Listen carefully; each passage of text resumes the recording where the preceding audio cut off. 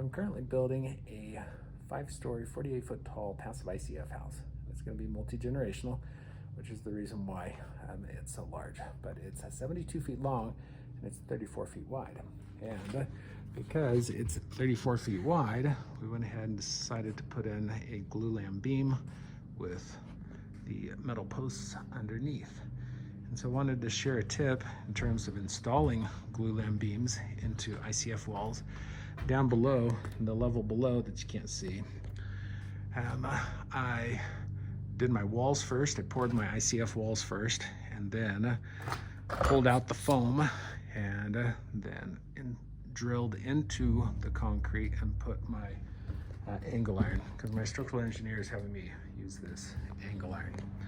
And then also had to drill holes for the anchor bolts, and had to use the epoxy, and it was just kind of a pain. So on this level, I decided to go ahead and install my glulam beam first before I poured.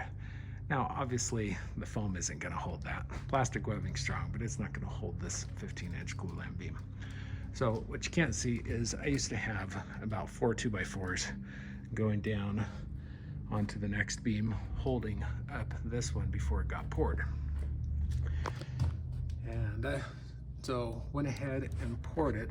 Before I did, a couple other things that you'll see is that my structural engineer requires this pressure treated wood, because it's also sitting back in there in the concrete.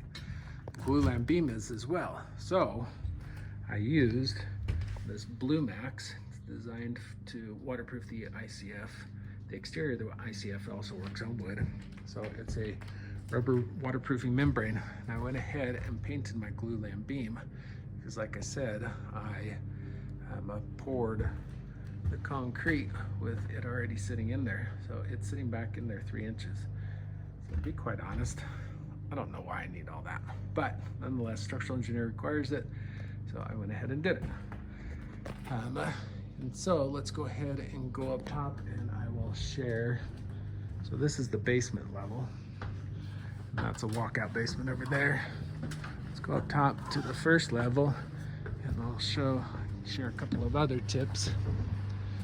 Okay, one of the things that I like to do is to mark things out in terms of what's going to be happening. And this is going to be another window, kind of a clear story window, so that we don't have to look at our neighbors if it was too low.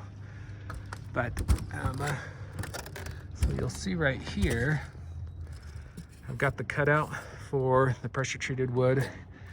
I have not put in this piece of foam yet, but I had to do that special cut for the window. And then I have to do this special cut for the glulam beam to go in.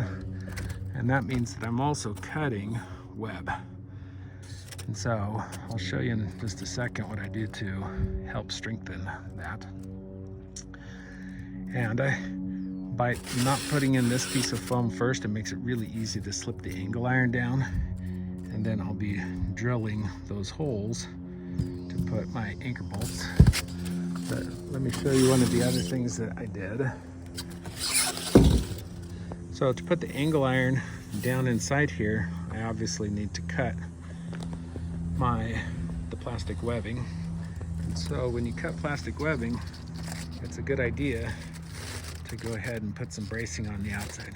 And you can actually see the bracing down there from the pour below, and you can see no bulging, which is one of the reasons for the bracing. But even worse would be a blowout. So by putting in that bracing, it makes it so I'm not going to end up with a bulge or a blowout. So if you want to follow along on this crazy journey, be sure to like and subscribe. I'll show you real quick. One of the reasons why we're building in this area is these views are just spectacular.